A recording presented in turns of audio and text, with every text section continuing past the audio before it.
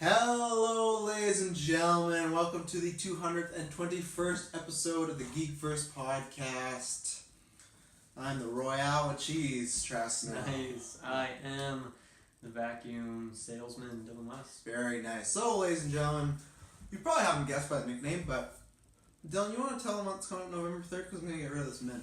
November 3rd, boy, is it exciting. We're doing I guess it's now annual Geek First 24-hour stream. Mm-hmm. It's going to be a slobber knocker, 24 hours of live video game action.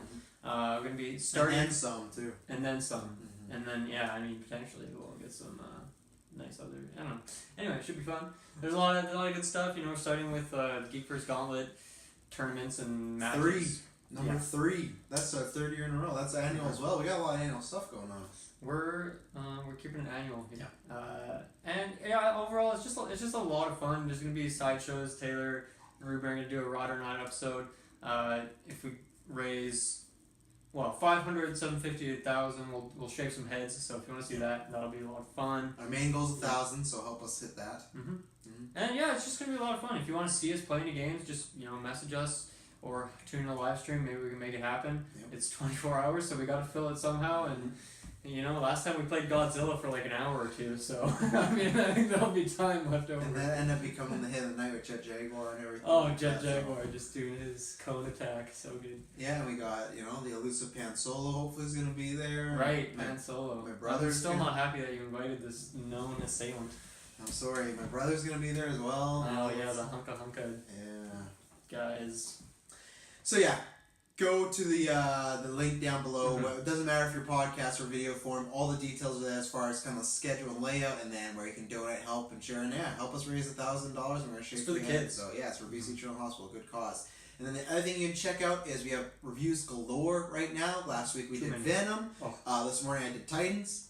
And then obviously you're listening to this one right now. We're going to be at some point in the weekend, I don't know, depending how long this review goes, we're going to be reviewing Apostle. The Netflix original, yeah. Yeah. So, and then we're also going to be reviewing First Man. So we got a lot of stuff, and maybe even a small newscast squeeze in there, because poor Iron Fist. So much to do. It's going to be a fun weekend. Yeah, you know what, there's lots to do though. You have a transition, I don't. There's lots to do in the El Royale because it's filled with a lot of kooky characters. Dylan Musk, yes. I think this movie does warrant some spoiler discussion, so I feel like we should do a non-spoiler portion because there's spoiler stuff I do want. I definitely, there's some things that require spoilers, so. Yeah, so we'll do the OG non-spoilers, we'll let you know if we recommend it, kind of our thoughts about it, and then we will give you a preference of when we're jumping into spoilers, and you can jump out, or if you don't care, you can just continue watching along, but we will let you know. So Dylan Musk, in a non-spoiler way, yes. What did you think about this film? This is an interesting experience. I feel like most movies lately that I've seen in theaters, I've gone kind of knowing what to expect or talking about it. But this is, I saw this trailer like a few months ago, and I knew from that trailer I was like, I want to see this movie. Great and then trailer. Since then I've just kept silent on it so that I could go in with essentially blind. So it was really fun. And I realized as I was driving to the theater that I have no idea what this movie's about. I don't even know what the El Royale is. Didn't know it was a hotel. I don't really. I didn't know anything. Wow. I knew Jeff Bridges was in it, and I was like, okay, cool. Because I saw those trailers, but I didn't remember any content from them. It was a while ago, and I was pleasantly surprised. It was. I mean, I don't know if I was expecting. I don't know if I was expecting to be good or bad, but I was. It was really enjoyable. I felt like it was very Tarantino in the way the characters interact with each other and the way they kind of get backstories and stuff later. When you said that in your tweet last night, I wasn't sure if you misspelled Tarantino or not, but I need to now see what you're doing. But at first I thought you did. I like to make up words. Yeah, I did. It's a word because you know exactly what it means. Oh yeah, but there was still a chance. So I and O very close towards each other on a keyboard, and then when I saw last night, I'm like, But okay, good to know now. So not a misspell. Tarantino. I thought of the word yesterday. Tarantino. Thought of the word yesterday, and I was like, that is a fantastic word. So before you continue as well, if anyone, which maybe should be us, opens up like a Quentin Tarantino themed restaurant, like the Rotini like the rotini pasta, the dish. Okay. It should be called the Quentin Tarantini. The Quentin Tarantini. Yeah. So that can be, maybe we'll do that. Call us Quentin. It'll be at the search bar. We'll have like a Tarantino corner or something. Yeah. Damn, that's gonna be fun. We'll have rotating themes. Yeah. We'll have like a little cantina corner. Oh, we're gonna get sued so hard, but it'll be worth it. Yes, really just kind of fun, quirky characters, and the way all of their stories unfold and you get backstory on them is really well paced. Cinematography was outstanding. I really liked the scene transitions. Transitions were fantastic. I thought the lighting really stood out to me. Just like a lot of close-ups on characters and the lighting, and also something that's kind of spoilery. I'll talk about in a bit, but I really like.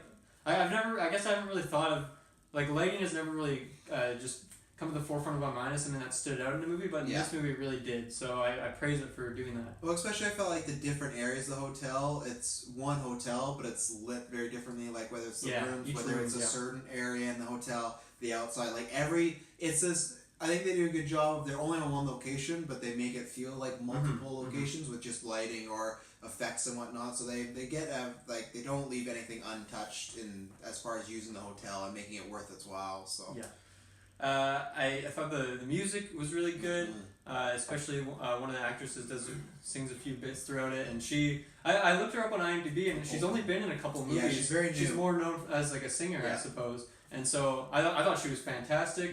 Casting overall, I thought was perfect. I thought there's a couple people in here that I've never seen before. What's her name? Dakota Johnson. Yeah, I've seen her on like posters and stuff, but I've never seen a movie with her. You've never seen the great 50 Shades? Darker or free? But I thought she was great, and everyone was just perfectly fit for the character they were playing, and then acting was superb.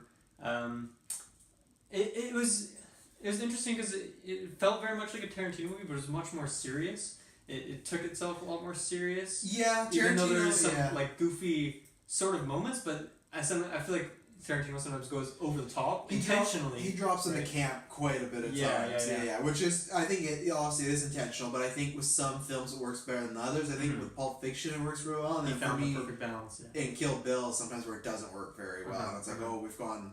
There's the line, and he's gone 10 times past, but he likes going that. So I can agree with that. And recently, Saris watched Death Proof and didn't love her as much as I did, but that's okay. A lot of people don't. I love that movie. I think it's fantastic. Yeah. But I would agree with you on the seriousness. It does take there's very few campy moments in this, but it's more just the characters being kooky instead of like some really over the top stuff happening. Like everything feels like real world, like could happen. And it's even though it takes itself very seriously, it's not an overly emotional movie. Like there's kind of some bits towards the very end of the movie. Yeah. But for the most part, like if there was a camera on me as I was watching this movie, you might think I don't like it because I probably didn't have any reactions to anything. I was just kind of chilling there watching it, sitting back and relaxing, and I don't know. I really enjoyed it. It was.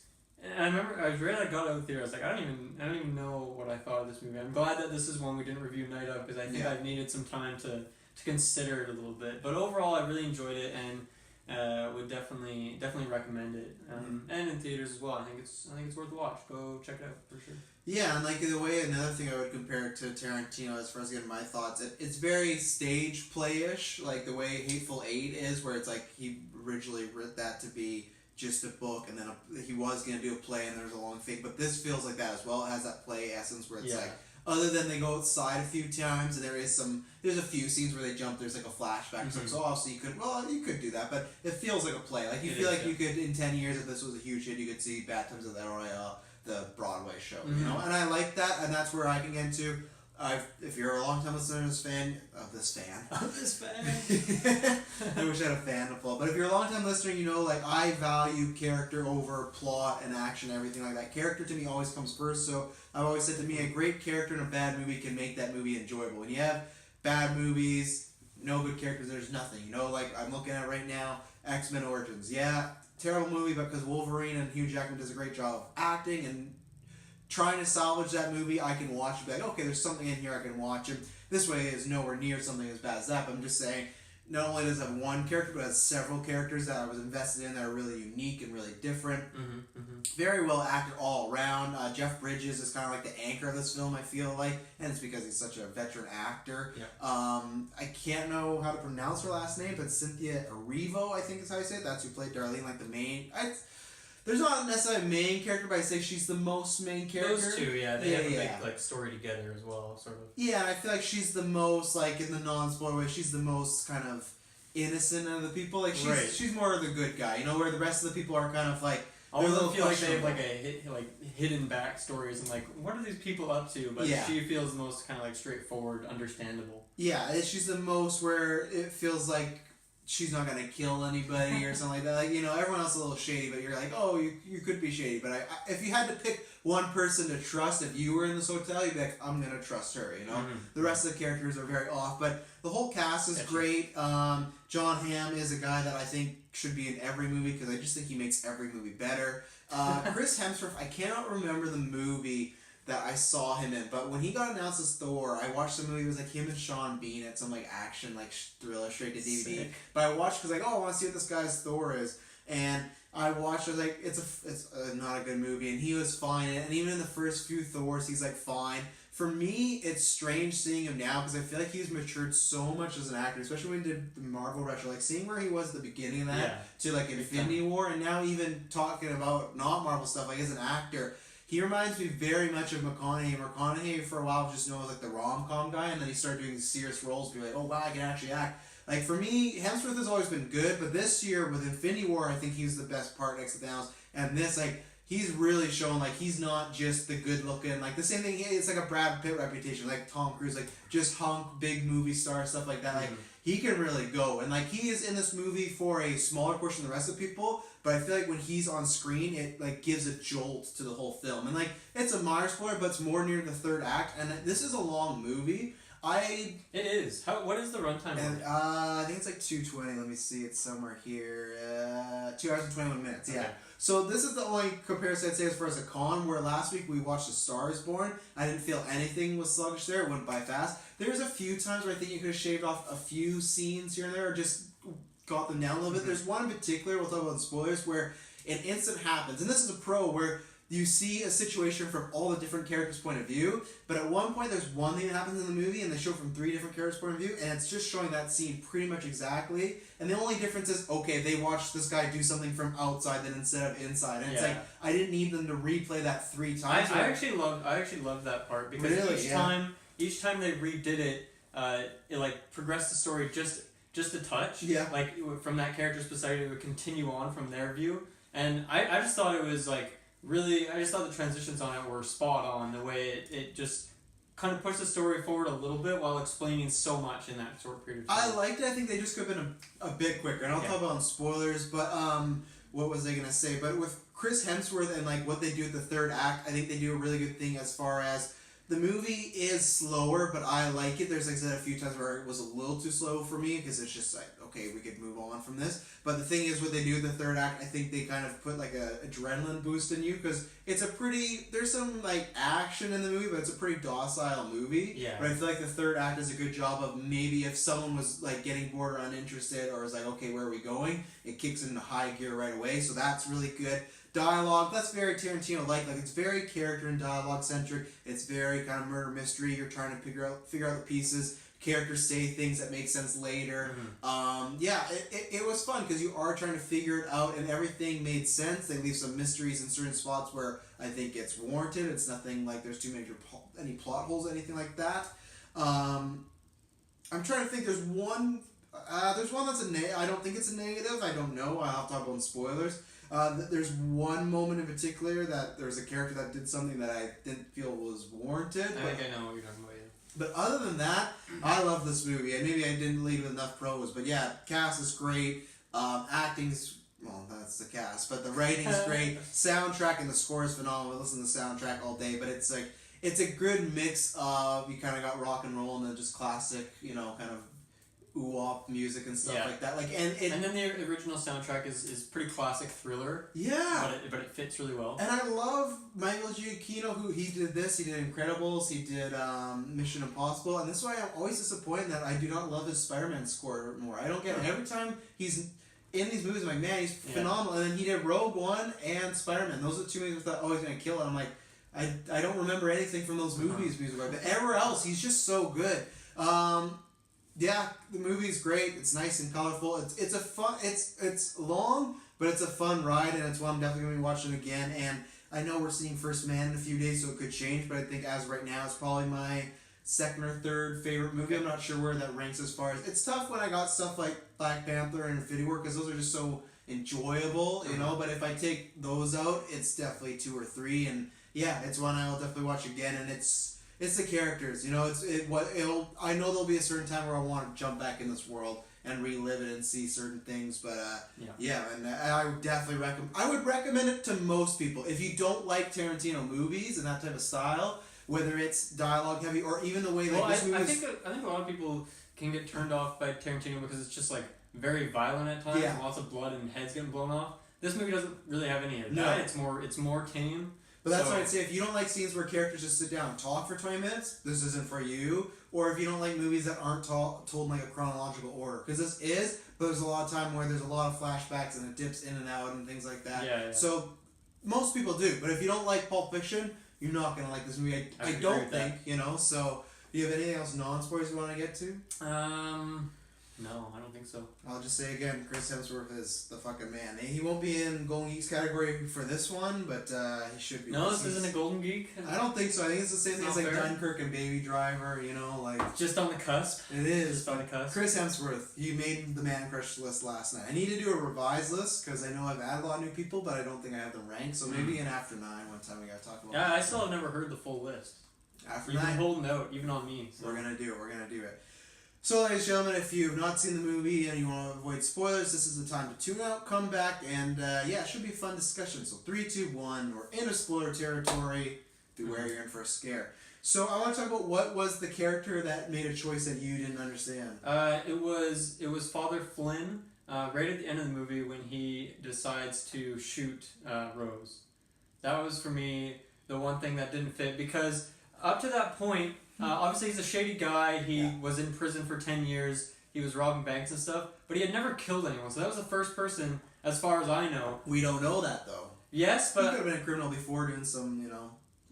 It's possible. I mean, obviously, when he went in court, it wasn't for murder. That was not... Obviously, if it was, he would have been in jail longer than 10 years. It's possible that it wasn't caught, but he never even mentioned it, and... It's not like he even used that to relate with Miles, like to maybe try and bridge a connection there, even though that was at the very end that was revealed. But to me, I just thought it was a little strange that he just shot and killed her right on that. I understand like some motivation because obviously he had built up a connection with Miles, but even then I didn't feel like he was super close with Miles until really that last segment with the blackjack and that. So for him to just kill her without a shadow of a doubt was a little strange to me, especially because had they just knocked her out, that would have essentially been the same thing. Maybe he wanted her dead because she killed Miles, but I think, and she put them through hell, and there's like another innocent woman dead as well, you know.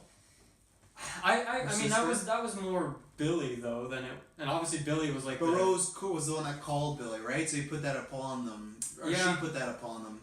See, kids, that's why you listen to spoilers, because that was not mine. Mine was, I didn't understand why, so we get this big reveal, and I really liked how they hinted about the whole time Miles, like, he wants to repent for something, right? And it's building up, and then eventually it reveals to Darlene that he's killed a bunch of people, and then we get that thing where they go in the war, which I was worried, that's why I liked that was short, but when it went to his, like, war segment, I was like, this better not be too long, because we're in the middle of the climax here, and I was like, if this drags out, I'm not going to like it. I thought it was just the right amount of time.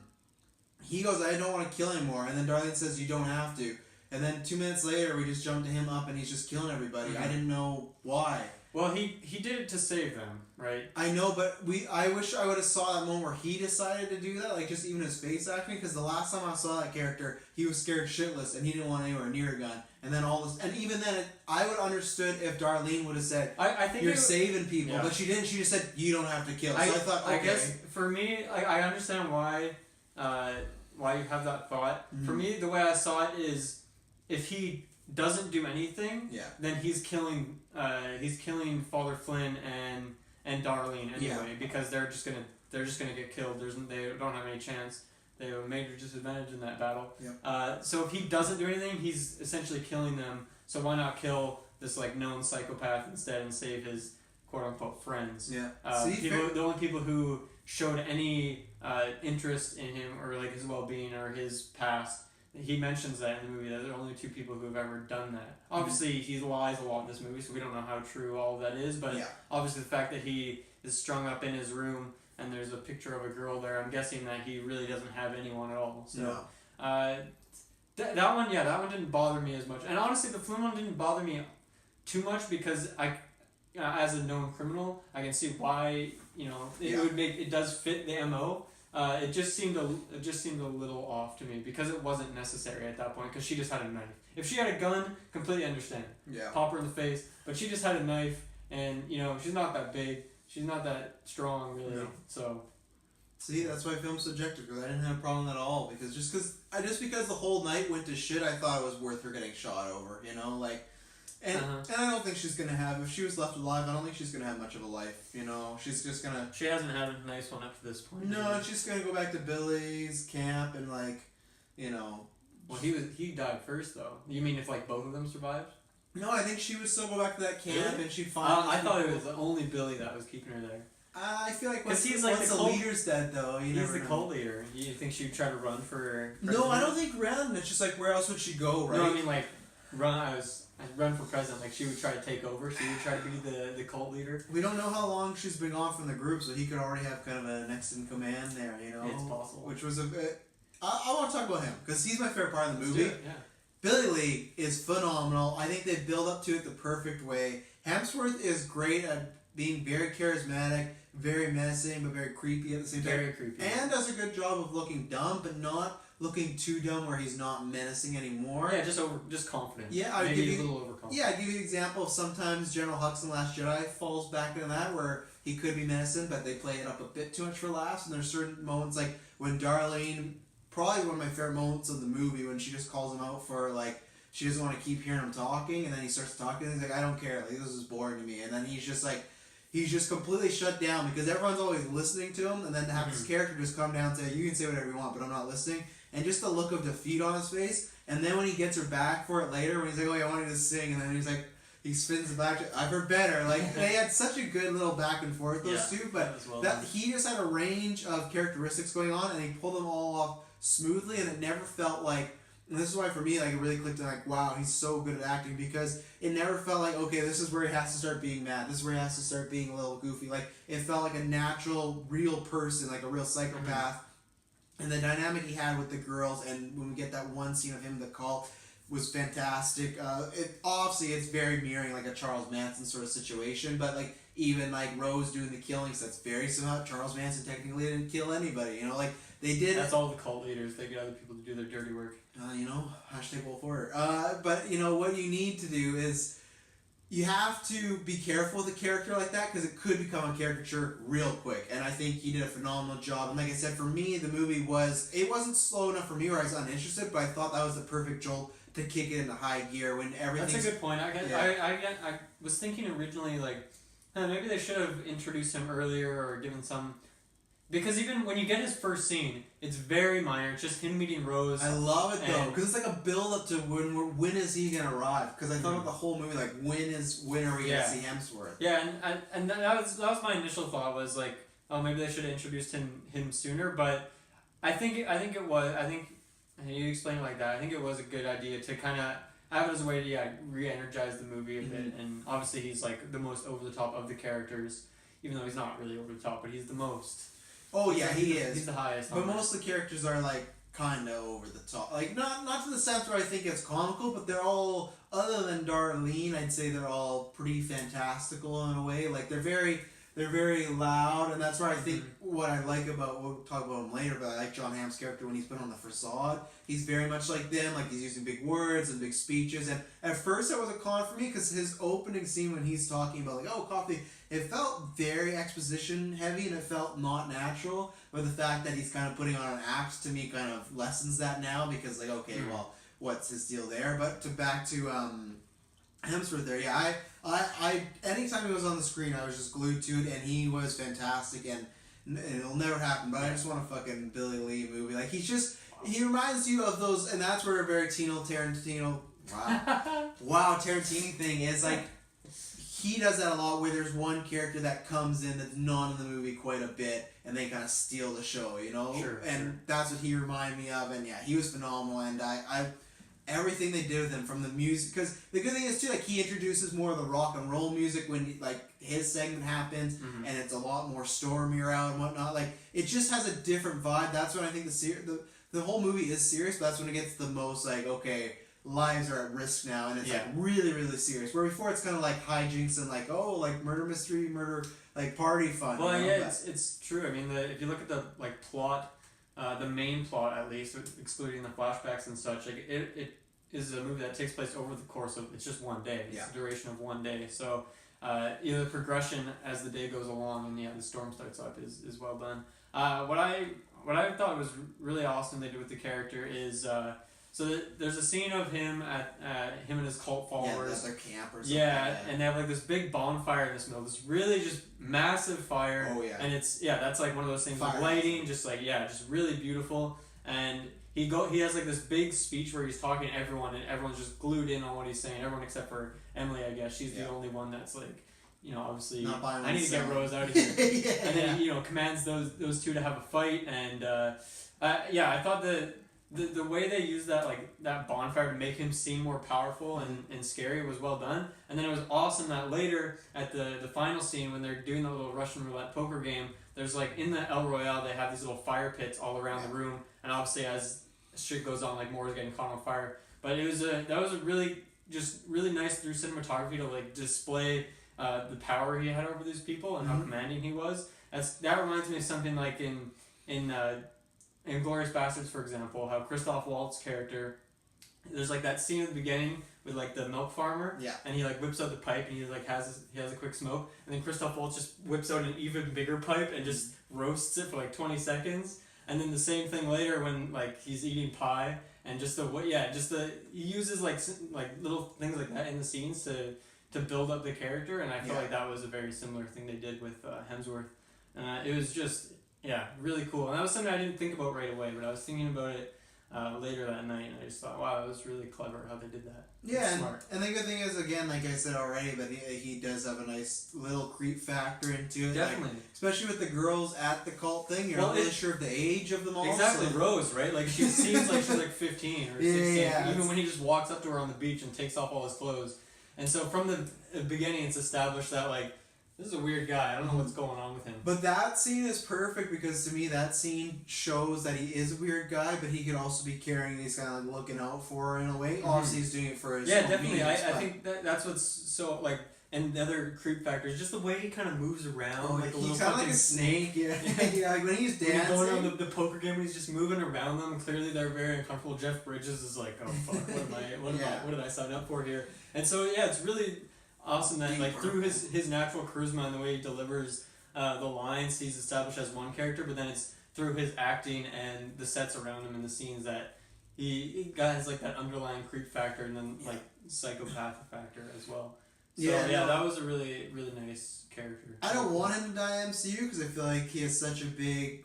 There's still so much potential now with this new Thor. I want him to continue, but I definitely want to see him more of this. I understand Chris Hemsworth does other stuff, the Moby Dick movie, Black Hat. I want to see him be in movies that are good, like this was and Rush was really good too, but he's kind of had a string of bad luck of being in quite a few, like, just alright movies, but this was, for being opened my eyes, and now it's in that, he went in that range of, like, I feel like this guy can do anything now, like, if he gets cast in a drama, in a romantic comedy, in an action movie, he's kind of that, like, triple threat, like, after this movie, I was like, oh, he could play, like, a creep, like, This is the weird thing. It shouldn't happen because he's so buff. I walked away from this movie being like, he could play the Joker now. And I wouldn't be like, oh, Chris Hemsworth couldn't play. But like after this, I was like, he could play the Joker, you know? And like, I didn't see it in him. Talented actor. He could play anything. My only con, and I didn't even think about it until we started talking about it, it's not even a big con. I would have liked maybe one more flashback scene of him and Emily. Because we only get that one scene of the meeting of like, oh, you treat my sister really well. And it's like 30 seconds and then it transitions right into like the campfire thing. Mm-hmm. I would have loved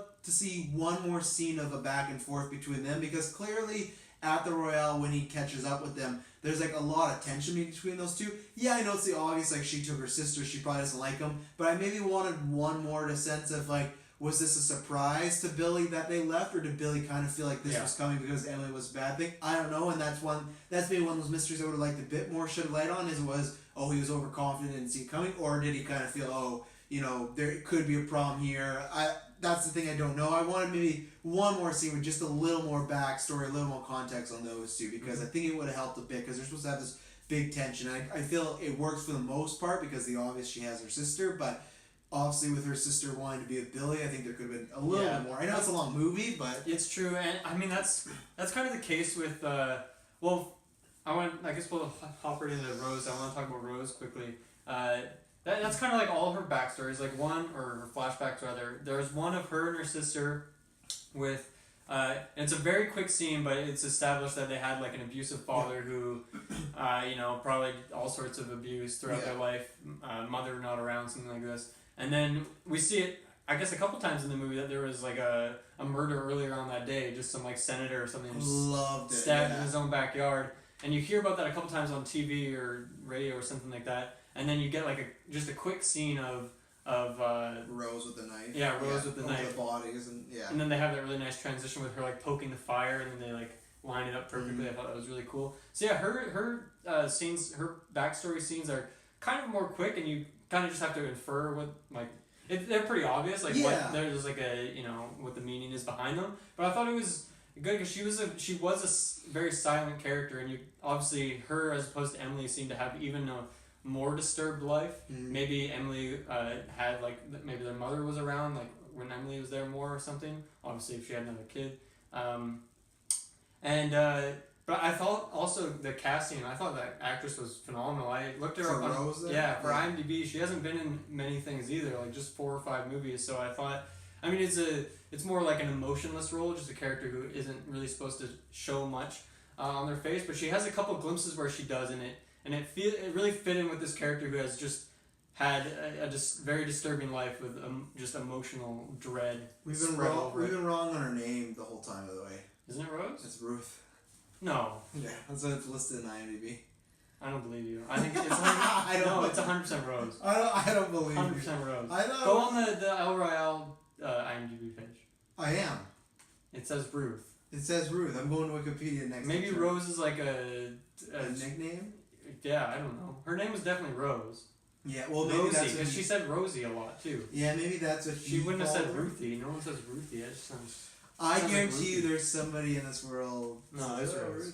100% certain. Yeah, Wikipedia says Rose. So boom. IMDb. I feel like it is Rose. Hit the forums. So. Get this down. Let's talk about Emily and kind of put a bow tie maybe on their characters. Sure.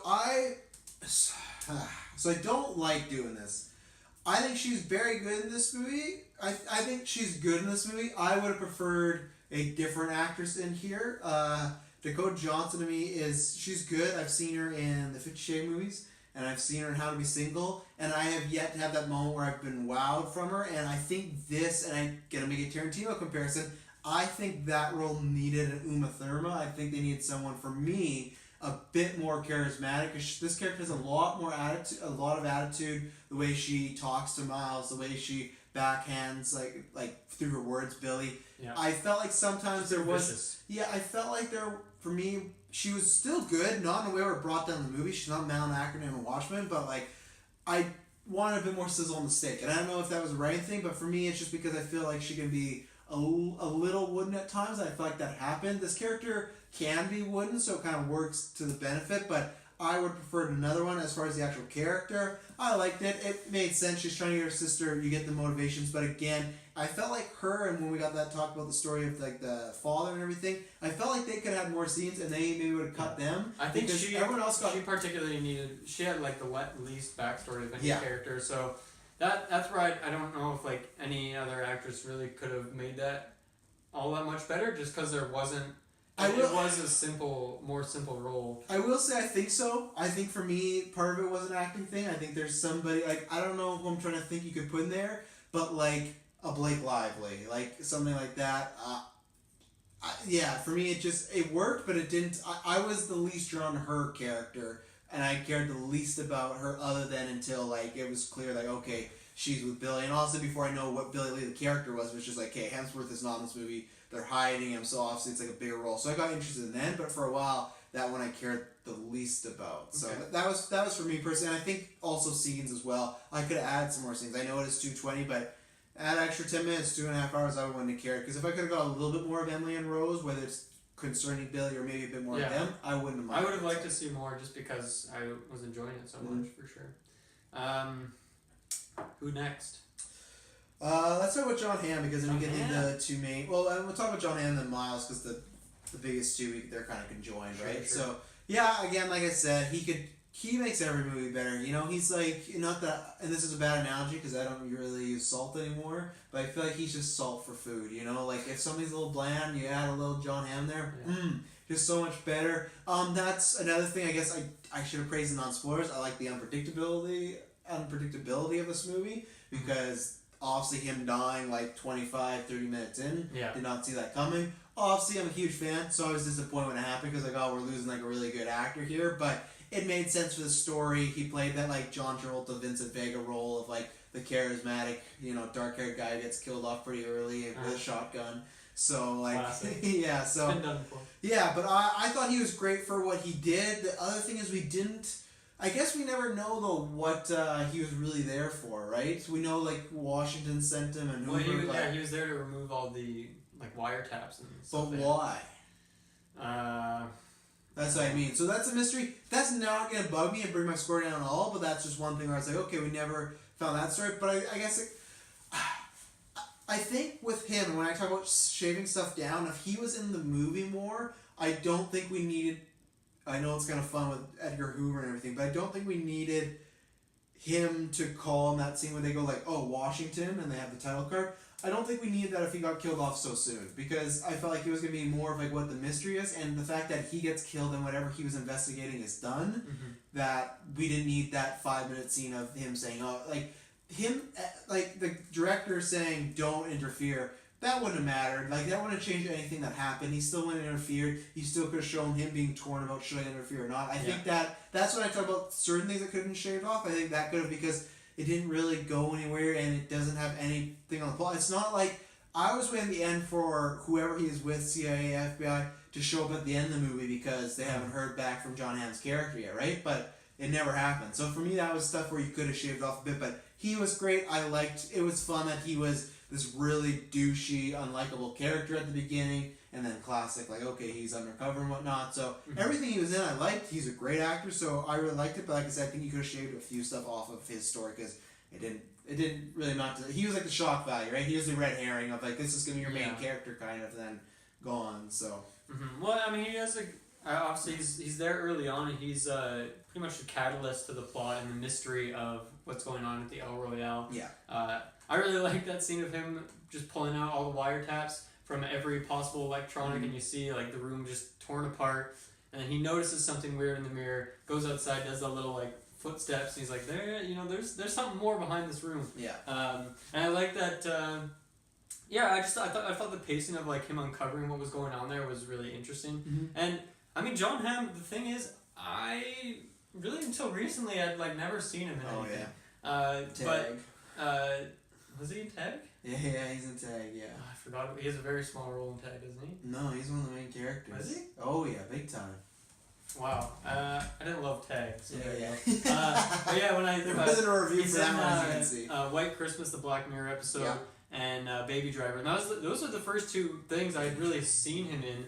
And yeah, I thought he was phenomenal. And it's like somewhat typecast, and I feel like he's kind of similar. He's got similar elements in all of these three movies. That's not to a fault. I think he's perfect at doing it. Like you were saying, that initial scene when he kind of has the accent put on, and he's playing the vacuum salesman character.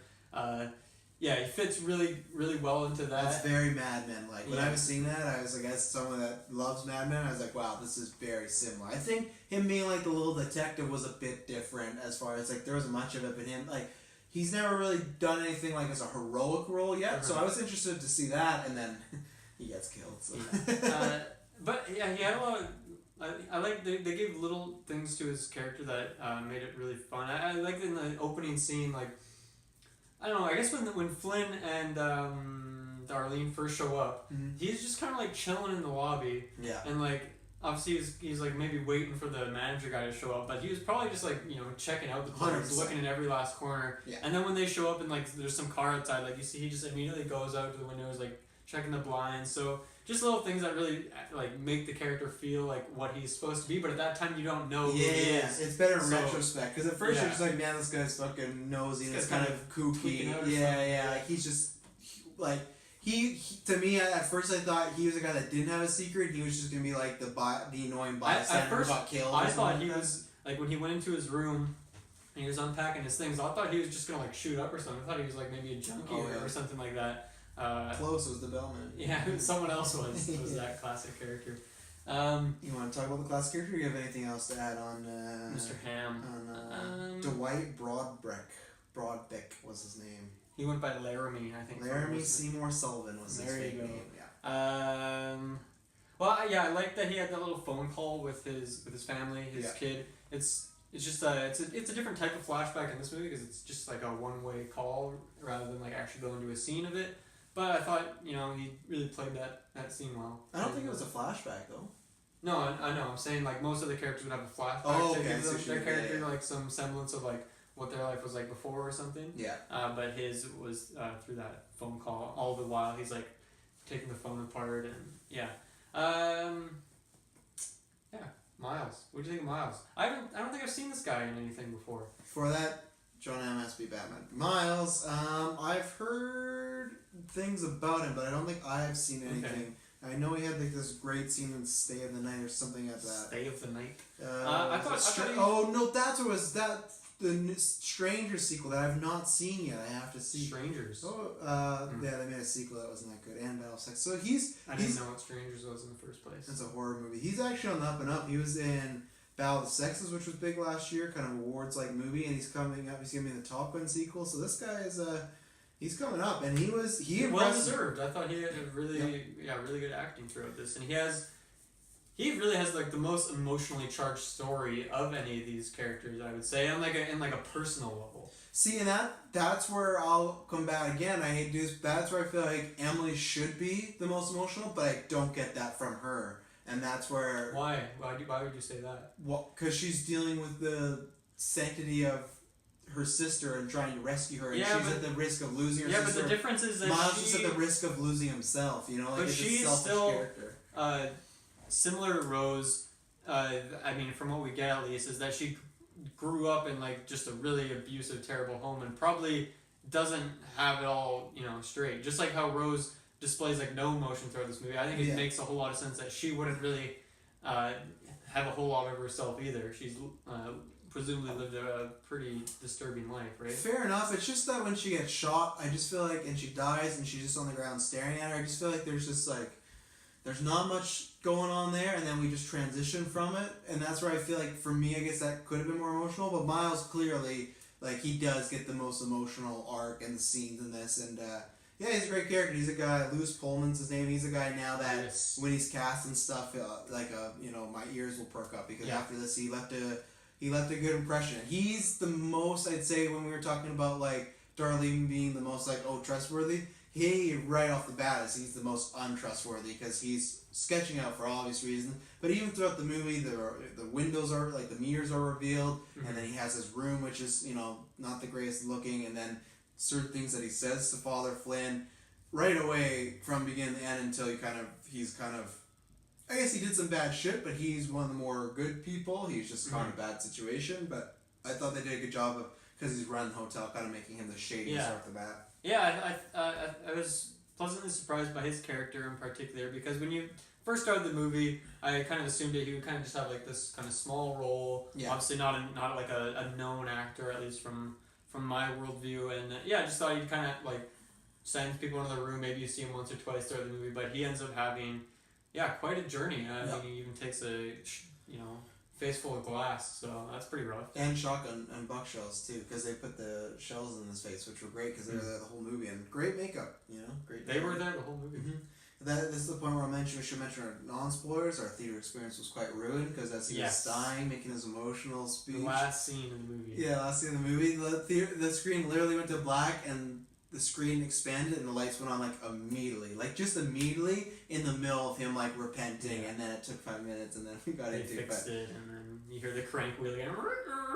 That's when they all excited to watch this movie again, because it was hard for me to get back in that scene. Unfortunately, because that's like the really big emotional moment, and it was kind of chopped right in half. So that was unfortunate. Yeah, but no, he was great. Like I said, I'm excited to see what else he does. I liked that character. Like I said, for me, I want to see a bit more of why to start killing. Dylan had some good points, but I still would like to see a scene kind of represent that, because I just felt like Darlene just kind of put the kibosh on him not killing. But I like the character. I thought he did a good job of being very squirrely and very emotional, and and I liked his little back and forth with Father Flynn, and I really like that part of it. Yeah, and I'm excited to watch it, and it was good too, because I was wondering when they were talking about him what he had done worse. I like that very classic scenario where he did kill a bunch of people, but it was revealed that it's war. Like they keep building up like it's gonna be something. They build him up like his secret could be worse than all these people's things going on, but really it's not. But because obviously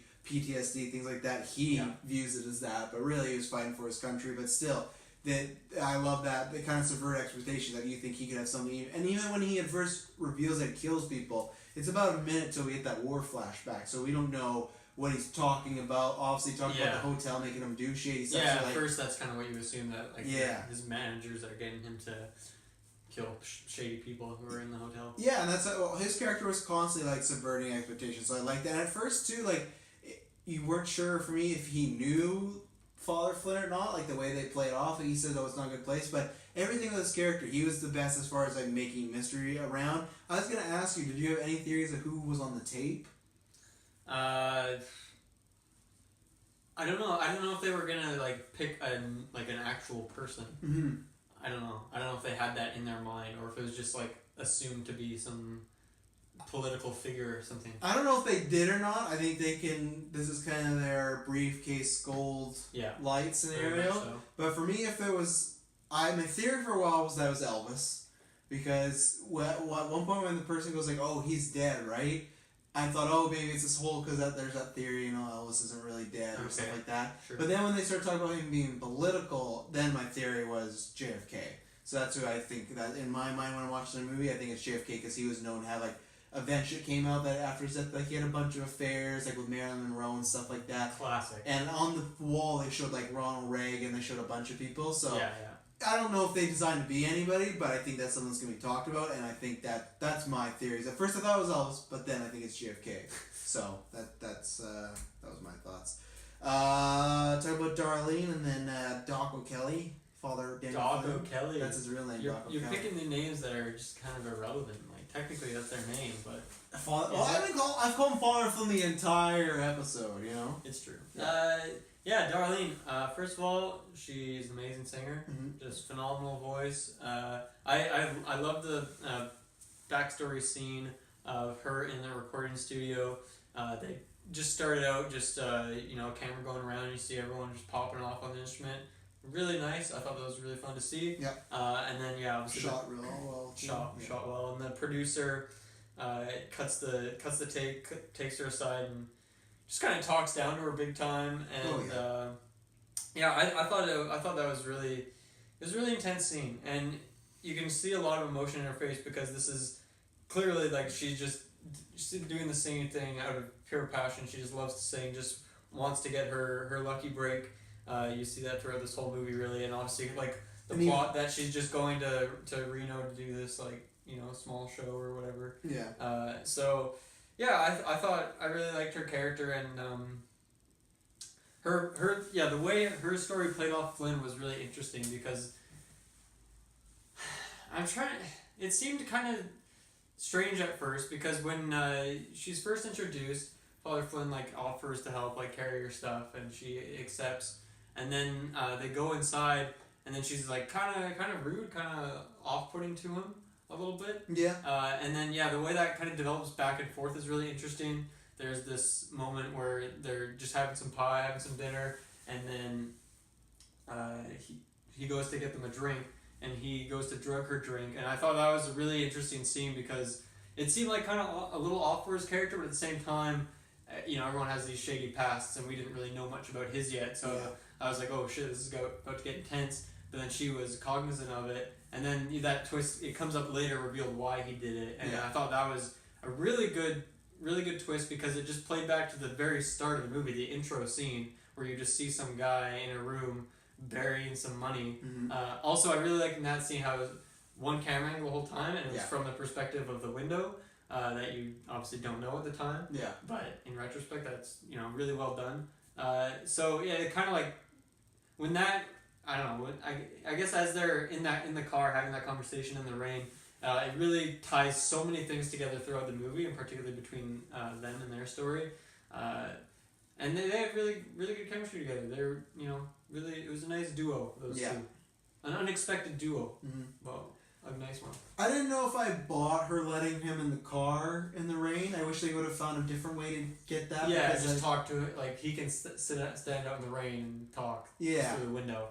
Yeah, like it was a little odd. Like I get that she has the gun, but really all it takes is for him just to swipe it and get it. So she's presumably never killed anyone before, so it's like to just in the moment they'll need to shoot him if he decides to get handsy or something. Yeah, so that was the only thing that caught me off guard with that story. I did see the room thing happening just because when he was taking so long to decide, I didn't feel like he was drugging her to kill her or anything like that. I did feel it was he had to get into the room. So that one I felt was good, and I felt it was good because the whole time he felt like he could be a bad guy, but they never went too far with it. They didn't go anywhere where... That's where it was strange with Darlene at one point when she was being a little rude to him. I was like, oh, this is... I don't understand why, because there was nothing really warranted about that. So she kind of went in and out. I guess it was just... She just wanted to be left alone and everything like that. But still, they had great chemistry. I think next to the scene with Darlene and Billy, my favorite scene was that dinner scene of them. It might even be better than that one because of Jeff Bridges. The moment when he talks about like he can't remember stuff and everything like that.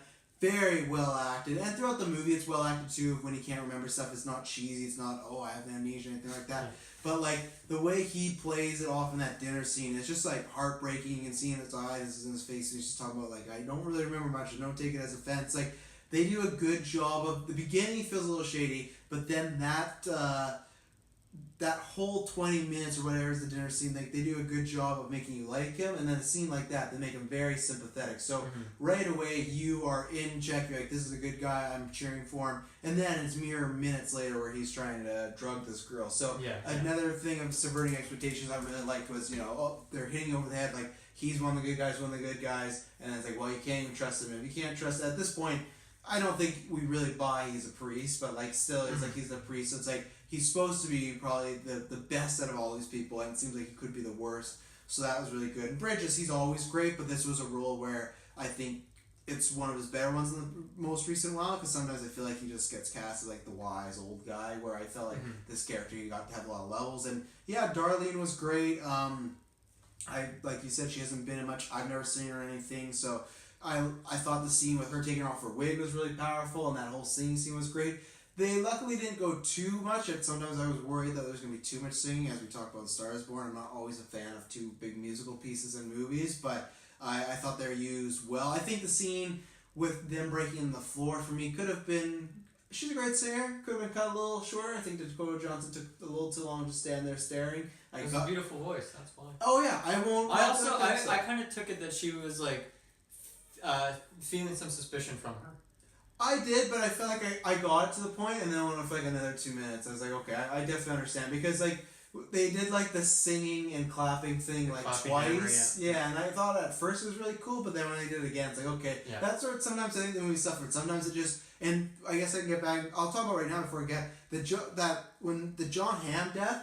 That's the time where I think they could have shaved that because I thought not shaved it, yeah, but they could have just moved it along quicker. Like the scene with her in particular, Darlene, watching John Hamm do all the cars, look over, knock on the door, get shot. It didn't give me anything too much new, really. Like from Dakota Johnson's one, they did that, and then they did the one from the priests and Miles. That gave me something different. With hers, it didn't. It was just seeing literally, and it's kind of fun, but him just do the cars again, but from like a spectator's view. And for me, nothing was new. Yeah, we got to see him knock on the door, but that was about it. I wish we could have saw something added, and that's where for me, if you're gonna do that, just cut to him quickly doing the cars, but they literally had a shot of him going to every single car. The whole knocking door is the same speed. So that's where sometimes for me, the movie sometimes overdoes a few things, but as far as her story, they gave her great motivation. I like at the end that they show that seeing is her passion because she has all this money, presumably, that she could retire, have enough to live on, but she's still there at the Reno trying to sing and make that a career, right? And I think it's a perfect way to end the movie when he just like says to himself, like, oh, that'd be nice to like watch her, everything like that in a non-creepy way, and then he shows up and they just give that head nod towards each other. It was a great ending towards the movie, and a particularly like happy ending for a movie that it is, yeah, didn't have a lot of happy endings for pretty much everyone except those two. Most people got shot in the face or in the chest. Yeah, so yeah, they're good. Like you said, that scene to set her up, the motivation was good. I really liked the bank robbery scene with Jeff Bridges. I like that it was not too long. It was quick. You got the situation, and just like, you go that way, and I'll meet you there, and then right away cut to the court case of him, not getting acquitted, and then right to him in jail for getting his knowing he has Alzheimer's, and then he's out in the real world. Like, I liked how snappy that was. And I don't know where those masks are, but I fucking love those bank robber masks. They were very cool. They're good. Because they were one of these masks actually that looked, and I was like, yeah, I can't actually tell it's these people when they're on. Sometimes when people wear masks, you're like, I can Except for Nick Offerman's eyes are so vivid that you know it's him. Hid the mustache though. But yeah, and those two, great chemistry, great stories, and kind of a good redemption story for, Father Flynn there. And great scene with him and Miles. We talked about a bit, but when Miles finds out that he's not a priest and just the look of betrayal on his face, but then whether Miles just believes the lie because he's going to die, or he's believing Father Flynn, Father Flynn's just saying, oh no, I am an actual father. They have a great scene together. So. Yeah, I took it more as what he said, this was the only person who really, cared for him or listened to him. And obviously, I imagine the crimes are different because Miles is running a perv hotel, but I felt like Jeff Bridges' character saw a bit of himself in there as a younger version of a guy on the wrong path sort of way, and that's what. Yeah, maybe even on that bank heist, they had a third guy who was just some young guy who didn't know what he was doing and he was fucking up. At first, I thought it might be him because. I thought that for. Half a second. Because at the beginning, I said I thought that he maybe knew Father Flynn. I'm like, oh, is something alright? Even the guy, I'd have to go back, but even the guy that shot his brother, it looked like Miles a little bit. So I was like, oh, is Miles really in this? But those two were great as well. And do you have any other notes? Because I don't have anything else. I don't think so. No. That's pretty much it. Yep, love this movie. My final thoughts are it was a great movie. I'll watch it many times over. It's one of my favorite 2018. Great characters, and that's what I'm going to come back for, is great characters, great performances. Yeah, there's some emotional and dramatic moments in here, but it's just a fun movie. It's a movie that I would recommend to a lot of people. I think it will gain a cult-like following, and and Drew Goddard, he's a great director. And I love what he's doing with genres. Yes, this is a kind of Tarantino, I'll say tribute, I won't say rip-off or anything like that, but to me that makes sense because if you go look at most Tarantino's films, he is tributing other filmmakers of the past, and Tarantino's at that legendary status where it's weird because Tarantino's still making movies, so it's kind of weird for that to be, but he's a guy that in 30 years will be talking. When Tarantino's dead, there's going to be people making Tarantino movies because he has a style, and I think Drew Goddard does a good job. Try. Yeah, I think he does a good job of using that aesthetic and kind of theme of Tarantino movie, but he still makes it his own. And like we said, there's certain things that he does that Tarantino doesn't do, and vice versa. And just stuff I'm very excited what he does in the future. Obviously, he might be directing X-Force, so that could be fun. But just even like previous his directing effort was Cabin in the Woods, and that to me is another, you talk about subverting expectations. That's a movie that really interesting movie. For the whole hour sets you up for a completely different movie and then just flips it on its head and you do not know what's coming. And it's interesting. He's the guy that created Daredevil show. He wrote The Martian. He wrote Cloverfield. So he's very talented. And I'm very disappointed he's only directed 2 movies. And I'm excited for him to do X-Force, but then after that I'm just excited for more just original stuff to do. And I'm going to give this a 9.5 because, like I said, I had a few problems that kept it from the character motivations could have been a tad, either could have been a tad shorter, or I would have used other scenes in place of a few other ones. So a 9.5 for me, still though easily one of my favorite films of the year. And I'm gonna watch this over again. Great soundtrack, great, just a great time at the cinema, folks. A great time at the cinema. Yeah. I really enjoyed this movie. I don't think I have much more to say on it, but. Yeah, I think you bring up a good point that really if you have good characters, that's all you need for a movie. But I like that this was, I don't know, it felt, there's a lot of things that were very Tarantino-y, but it still had its own personality to it. And I feel like the more like, I don't know, it went for like some more mystery elements that you don't really see in like a Tarantino movie. Yeah.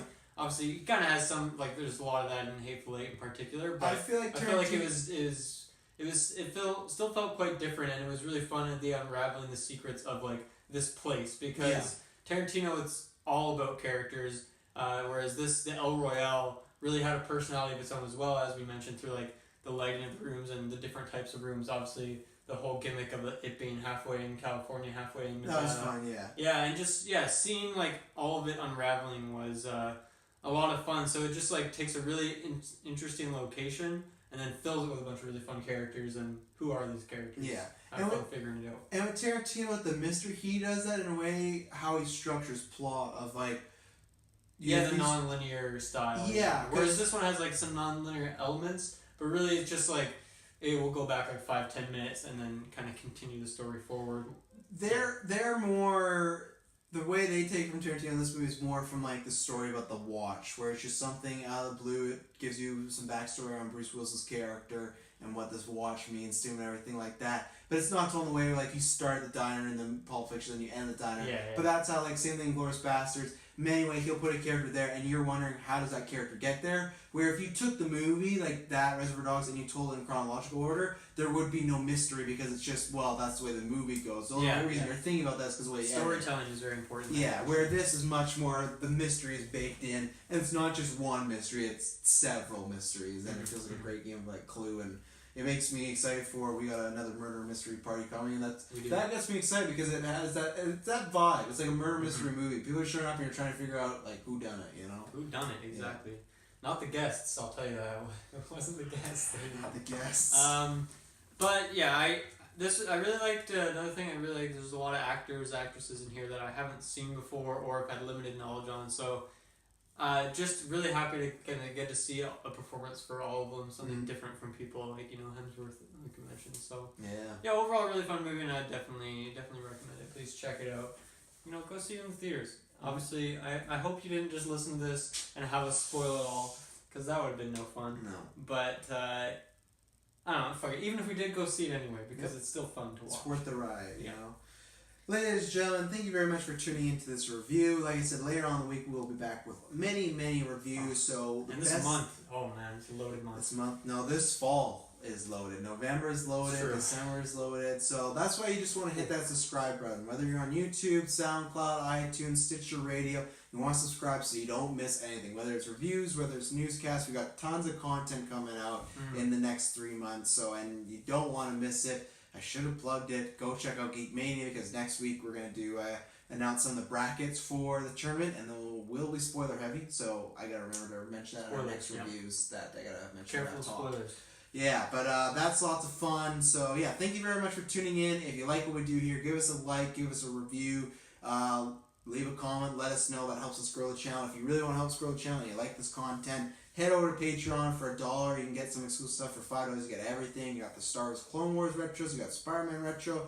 You got a Daredevil retro on there. You got an After 9 on there that only those people have seen. So yeah, you kind of have to. If you're you have to be willing to donate us money to probably enjoy that. It's pretty wild. It's pretty wild stuff.